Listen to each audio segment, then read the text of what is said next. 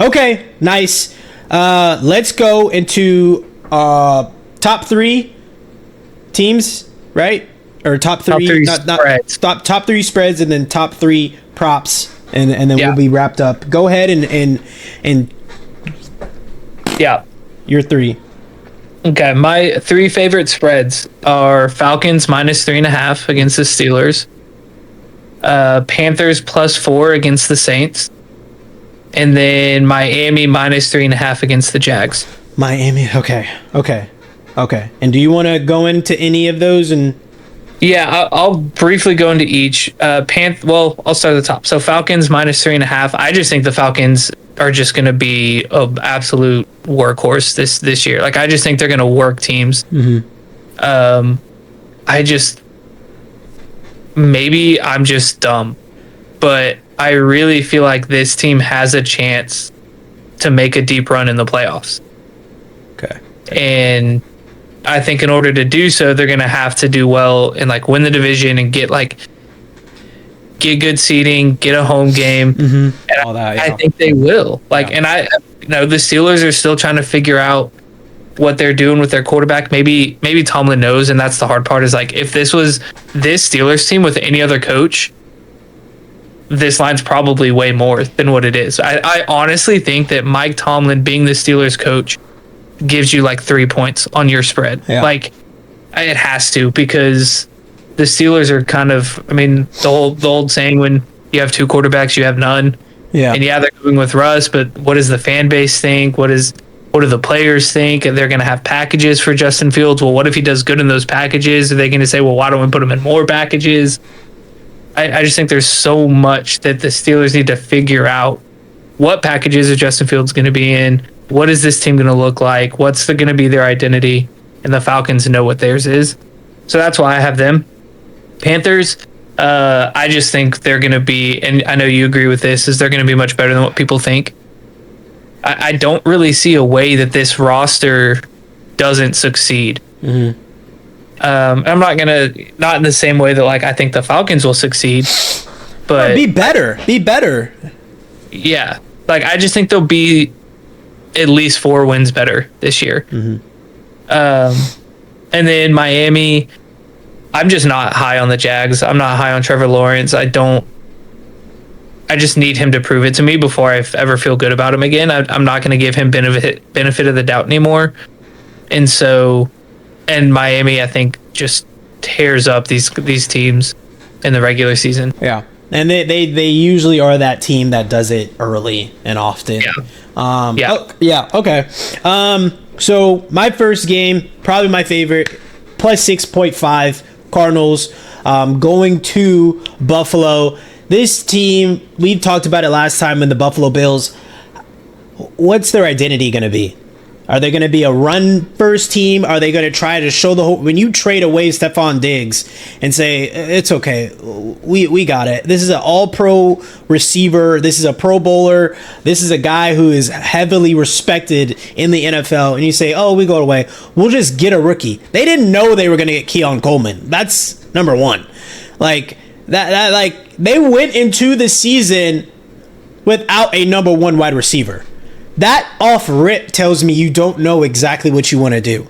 If you are going to make a Stephon Diggs ordeal up to that way, I don't know. You got to get somebody in the building first that we can see. Okay, they want to pass the ball. Oh, they're going to run. You got to, even if it was a big splash play in the offensive line, they should have done that. Go get someone that's really strong in the offensive line. And I don't think they did that to where it's when I look at the Cardinals, Kyler Murray's back. You know they're going to throw that thing like crazy.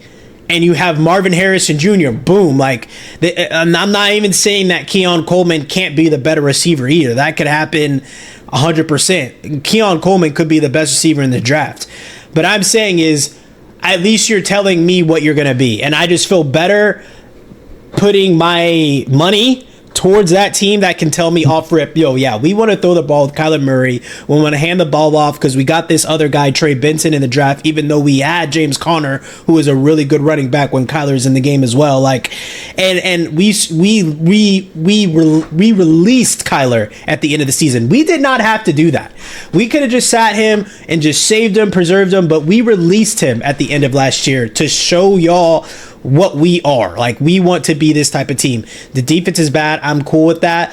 All I need them to cover is 6.5 though. The Bills are not beating the Cardinals by more than a touchdown. What? It's just, I don't know. That one is definitely one of my favorites. And then +4 Tennessee Titans. I think them and the Bears, it could just be a one of those games. And if you take me, even though my next pick is probably going to dumb that down, but I'll explain it. But I believe AFC teams beat down NFC teams. That's just what I believe, especially when it comes down to that, like, crossing that line and you're going to an AFC's either not necessarily a house, but if you're going to their place, I don't think location matters. I just think it's just different, especially if you get an AFC team that is known for tough games and their moniker is like running the ball and playing good defense, which is what I think the Titans embody. That's what they are. And so I just like that matchup. I think it's going to be a slow game, a low game. We might not get the first field goal into the second quarter. And so I think it's going to be one of those, and it could be 3-0 Titans in the second quarter going into halftime. That could be the halftime score. I think it'd be just one of those games. And so I like the Titans in that. And then, like I said, this next one, it might like make me hypocritical, but Dallas Cowboys ain't losing their first game. That's just how I see it. Like, they're not going to lose their first game. And the Cleveland Browns are a way easier team to beat without Nick Chubb. And I cannot stress that more. Without Nick Chubb, and the defense is lit. The defense is lit, but you explained it. So is the Cowboys defense. They're just as lit. The Browns' successes, ever since Baker was there, their only successes have been behind the helm of, yes, Baker, but Nick Chubb, and once upon a time Kareem Hunt. They have neither of them, and now they just have running backs. They don't have superheroes anymore. They don't have titans. They don't have mutants in the backfield anymore. They just have NFL running backs, human beings. That's all they have now. And so I think the Cowboys are going to be hyped up. They're going to be ready to go. I trust the Dak quarterback. This is a money line for me. And I think the Browns are -2.5 favorites. Yeah. This is +120 Cowboys money. And I'm not, you already know I ain't going to say nothing to fucking make you feel better about being a Cowboys fan. You know, I don't care about that. I'm just saying. Like, all right, man. I just had to add that in because you didn't have to. But this shit ain't sweet. Is all I'm trying to say. This shit ain't sweet. Okay. Lastly, real quick, let me ramble off my favorite. My freaking prize picks went away. It's fucking toxic. Go your top 3 player props real quick. Okay. My first is Bryce Young over on passing yards. I believe, I guess it's probably different on different sports books and things like that, but 199.5 passing yards. Okay. So I just think they have a way more improved receiving core, as well as Jatavian Sanders. I think their running backs can even do some work out of the backfield in the passing game. So, and then Bryce Young himself, I think, is going to take a step. So I see that going up. My number 2 is Rashee Rice over on 60.5 yards, especially with Hollywood Brown not playing. So I think he's clearly the wide receiver 1. Him and Mahomes had such a good connection really throughout the whole season, but particularly down the stretch and then in the playoffs. And so I see no reason why he's not getting 80-plus yards this game. Mm-hmm. And then a sneaky kind of maybe parlay with this is a Xavier Worthy anytime touchdown. I just think you're going to have that one play where, I mean, if he makes a man miss and gets an open space, it's man to man. He's done. Yeah, he's gone. Mm-hmm. So he can beat the team over the top. And there's just multiple ways that I think Worthy can score. So I would pair those together. But at least take the Rashee Rice over on yards. And then this one's psychotic. And we talked about this before. Absolutely psychotic. Given the state of the Bengals right now, given the Jamar Chase, everything, not practicing, just everything surrounding that. Joe Burrow over on passing yards.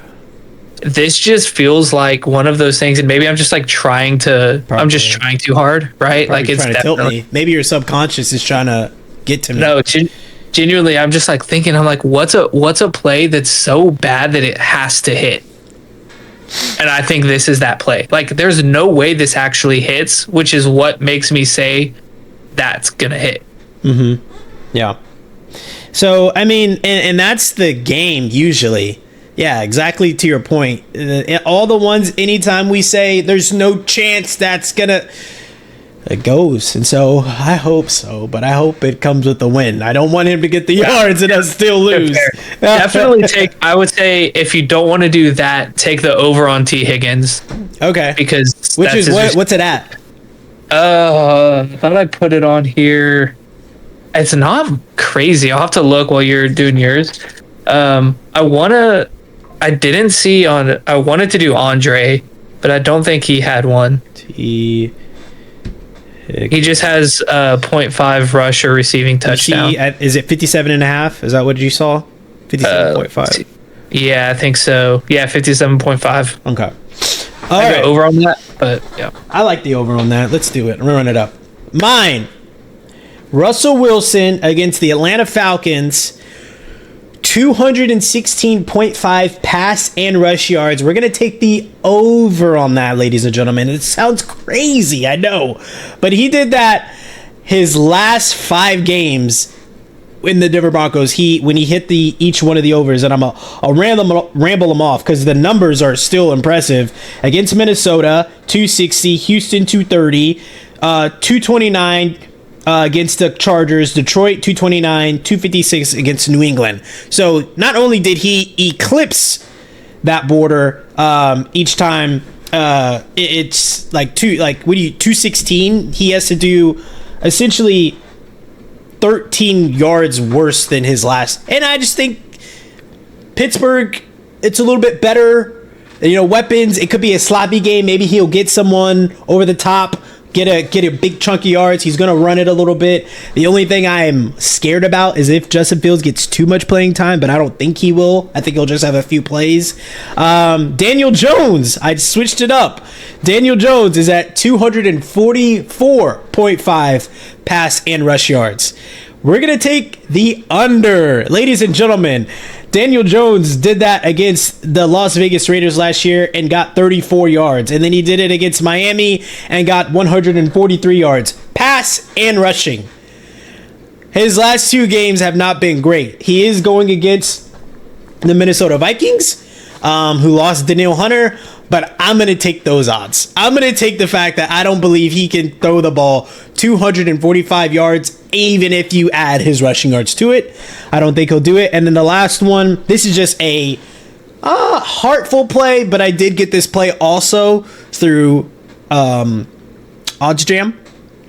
So that is technology that we use. And so I saw it, and Derrick Henry under rushing and receiving yards. I believe Derrick Henry, and also when I think about it, Derrick Henry really gets the bulk of his touchdowns, I feel, on like 20-yard runs or 50-yard runs or 40-yard runs. Very rarely are they like those 6-yard tough goal line type of deals. He usually gets stopped because he's scary when he's going. He's not scary before. So I don't think the Chiefs they're not the type of team, unless you're Jamar Chase and the Bengals, where you rip off something for like 60 yards or 70 yards or 40 yards on them. They're usually a really good, sound defensively type of team. And so when you also ask them to put things in a shorter yardage perspective, the Chiefs usually deliver defensively. And so that is my final play. Do you have anything left to say as we cap off? We are at, right under an hour. No, I think it's the Cowboys' year. Swear to God. No, don't make me. Don't make me. No, I don't want that for you. All right, so that is our episode. We will see y'all guys on the next ones.